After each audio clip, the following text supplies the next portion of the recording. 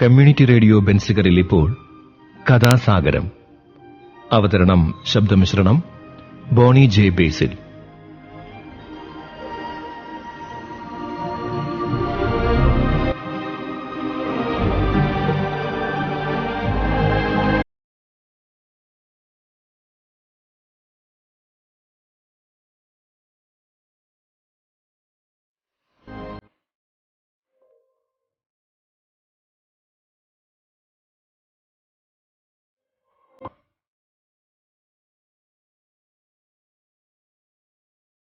കഥാസാഗരത്തിലേക്ക് ഏവർക്കും സ്വാഗതം.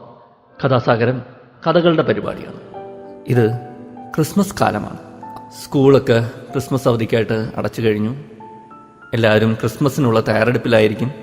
അപ്പോൾ ക്രിസ്മസുമായി ബന്ധപ്പെട്ട ഒരു വായനയാവാമെന്ന് കരുതി. മനുഷ്യപുത്രനായ യേശു എന്ന ഗ്രന്ഥത്തിൽ നിന്നൊരു അധ്യായമാണ് ഞാൻ ഇന്ന് ഇവിടെ അവതരിപ്പിക്കുന്നത്. ആ ഗ്രന്ഥം രചിച്ചത് നിത്യ ചൈതന്യ യതിയാണ്. ഖലീൽ ജിബ്രാന്റെ പുസ്തകത്തിന്റെ ഒരു പുനരാവിഷ്കാരമാണ്. യേശുവിൻ്റെ പിറവിയും തുടർന്നുള്ള ജീവിതവുമൊക്കെയാണ് ഇവിടെ ചർച്ച ചെയ്യപ്പെടുന്നത്. അപ്പോൾ നമുക്കതെന്താണെന്ന് മനസ്സിലാക്കാം. മറിയത്തിൻ്റെ അമ്മ അന്ന പറയുന്നു എന്ന അധ്യായമാണ് ഞാനിവിടെ വായിക്കുന്നത്. എൻ്റെ മകളാണ് മറിയം. അവളുടെ മകൻ യേശു ജനിച്ചത് ഇവിടെ നസ്രത്തിലാണ്. ജനുവരി മാസം ആദ്യം. അന്ന് രാത്രി കിഴക്ക് നിന്ന് ചില സന്ദർശകർ വന്നിരുന്നു. അവർ പേർഷ്യയിൽ എസ്രോണിലേക്ക് പോയിരുന്ന കച്ചവട സംഘത്തിൻ്റെ കൂടെ വന്നവരായിരുന്നു. അവർക്ക് ഈജിപ്തിൽ പോകണമായിരുന്നു. അന്തിയുറങ്ങാൻ സത്രം ലഭിക്കാത്തതുകൊണ്ടാണ് അവർ ഞങ്ങളുടെ വീട്ടിൽ വന്നത്. ഞാൻ അവരെ സ്വാഗതം ചെയ്തു.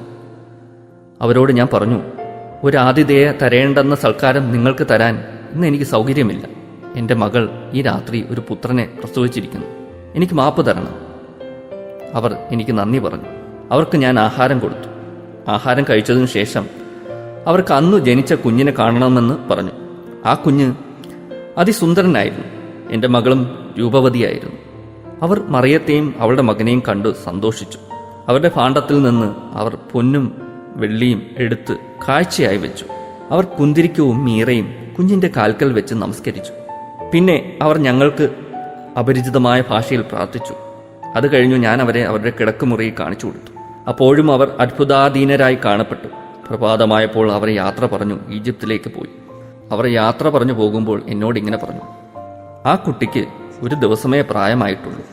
എന്നിട്ടും ഞങ്ങളുടെ ദൈവത്തിൻ്റെ പ്രകാശം ആ മിഴികളിൽ ഞങ്ങൾ കണ്ടിരിക്കുന്നു. അവൻ്റെ ചുണ്ടുകളിൽ വിരിയുന്ന മന്ദഹാസവും ദൈവത്തിൻ്റെതാണ്. നിങ്ങൾ അവനെ സംരക്ഷിക്കുകയെങ്കിൽ അവൻ നമുക്കെല്ലാവർക്കും രക്ഷകനായി വരും. അങ്ങനെ പറഞ്ഞുകൊണ്ട് അവർ അവരുടെ ഒട്ടകങ്ങളിൽ കയറിപ്പോയി. പിന്നീട് ഒരിക്കലും ഞങ്ങൾക്ക് അവരെ കാണുവാൻ കഴിഞ്ഞിട്ടില്ല. ഈ കുഞ്ഞു മറിയത്തിൻ്റെ ആദിജാതനായ പുത്രനാണെങ്കിലും അവൾ സന്തോഷവതിയാണെന്ന് തോന്നുന്നില്ല. അവൾ എപ്പോഴും അത്ഭുത പരതന്ത്രയാണ്, ചകിതയാണ്. അവൾ ഒരു നിമിഷത്തേക്ക് കുട്ടിയുടെ മുഖത്തേക്ക് നോക്കുന്നു.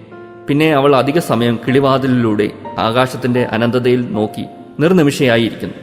അവൾ ഏതോ അത്ഭുത ദർശനങ്ങൾ കാണുന്നുണ്ടെന്ന് തോന്നും. അവളുടെ ഹൃദയത്തെ എന്നിൽ നിന്ന് വിദൂരത്താക്കുന്ന ഏതോ തടിനീതടം ഉള്ളതുപോലെ കാണപ്പെടുന്നു. ശിശു വളർന്ന് ബാലനായപ്പോൾ ആകാരത്തിലും ആത്മാവിലും അവൻ അന്യാദൃശ്യനായി കാണപ്പെട്ടു. അവൻ ഏകാഗിയായി നടക്കും. ആരെയും അനുസരിക്കുന്ന പ്രകൃതമായിരുന്നില്ല. എന്നാലും അവൻ്റെ മേൽ കൈവെക്കുവാൻ എനിക്ക് കഴിയുമായിരുന്നില്ല.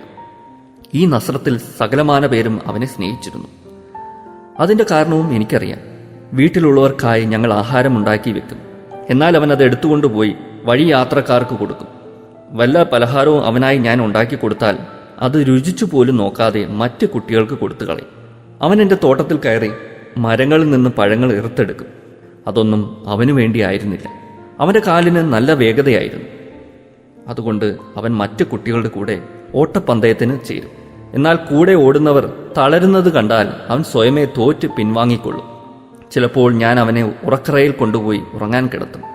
അപ്പോൾ അവൻ എന്നോട് പറയും, എൻ്റെ അമ്മയോടും മറ്റുള്ളവരോടും പറയൂ, എൻ്റെ ശരീരം മാത്രമേ ഉറങ്ങുകയുള്ളൂ. മറ്റുള്ളവർ ഉണർന്ന് പ്രഭാതത്തിൽ എൻ്റെ അടുത്ത് വരുന്നതുവരെ എൻ്റെ മനസ്സ് അവർക്ക് വേണ്ടി ഉണർന്നിരിക്കും. അങ്ങനെ അവൻ പറഞ്ഞിട്ടുള്ളതെല്ലാം കേട്ടാൽ അത്ഭുതം തോന്നും. എന്നാൽ എനിക്ക് വയസ്സായില്ലേ, എല്ലാം ഓർത്തിരിക്കാനാവുമോ? ഇപ്പോൾ അവൻ എന്നോട് പറയുന്നു, ഇനിയും എനിക്ക് അവനെ ഒരിക്കലും കാണാൻ കഴിയുകയില്ലെന്ന്. അതെനിക്ക് വിശ്വസിക്കാൻ കഴിയുന്നില്ല. അവൻ്റെ പൊട്ടിച്ചേരി ഇപ്പോഴും എൻ്റെ മനസ്സിൽ മാറ്റൊലി ഉണ്ടാക്കുന്നു. അവൻ എൻ്റെ വീടിൻ്റെ ചുറ്റും ഓടി നടക്കുന്നതിൻ്റെ ശബ്ദം ഇപ്പോഴും എനിക്ക് കേൾക്കാം. ഇപ്പോഴും ഞാൻ അവൻ്റെ അമ്മയുടെ കവളിൽ ഉമ്മ വെക്കുമ്പോൾ അവൻ്റെ സൗരഭ്യം എന്നിൽ വന്ന് നിറയുന്നു. എൻ്റെ കൈകളിൽ അവൻ്റെ മൃദുലമായ ശരീരം നിറഞ്ഞു നിൽക്കും. എൻ്റെ കണ്ണുകൾ രണ്ടും നിറഞ്ഞു പോകുന്നു. എനിക്ക് ചിലപ്പോൾ തോന്നും അവളെക്കാൾ അവനെ ഞാനാണ് കൊതിക്കുന്നതെന്ന്. അവൾ പലപ്പോഴും അചഞ്ചലയായി ഒരു വെങ്കല വിഗ്രഹം പോലെ കാണപ്പെടും. എന്നാൽ ഞാനാകട്ടെ വികാര തരളിതയായി ഒഴുകി ഒരു കാട്ടാറ് പോലെ ഒഴുകിപ്പോകുന്നു. ഒരു പക്ഷേ എന്നേക്കാൾ കൂടുതൽ അവൾ അവനെ അറിയുന്നുണ്ടാവും. ഒരിക്കൽ അവൾ അത് എന്നോട് പറയുമായിരിക്കാം. ഇതാണ് ആ അധ്യായം. അപ്പോൾ എല്ലാവർക്കും ഇത് ഇഷ്ടപ്പെട്ടെന്ന് വിശ്വസിക്കുന്നു. ഇന്നത്തെ പരിപാടി ഇവിടെ അവസാനിക്കുകയാണ്. എല്ലാവർക്കും ക്രിസ്മസ് ആശംസകൾ. Merry Christmas.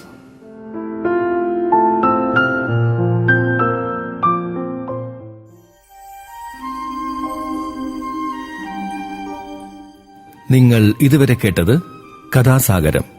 അവതരണം ശബ്ദമിശ്രണം ബോണി ജെ ബേസിൽ.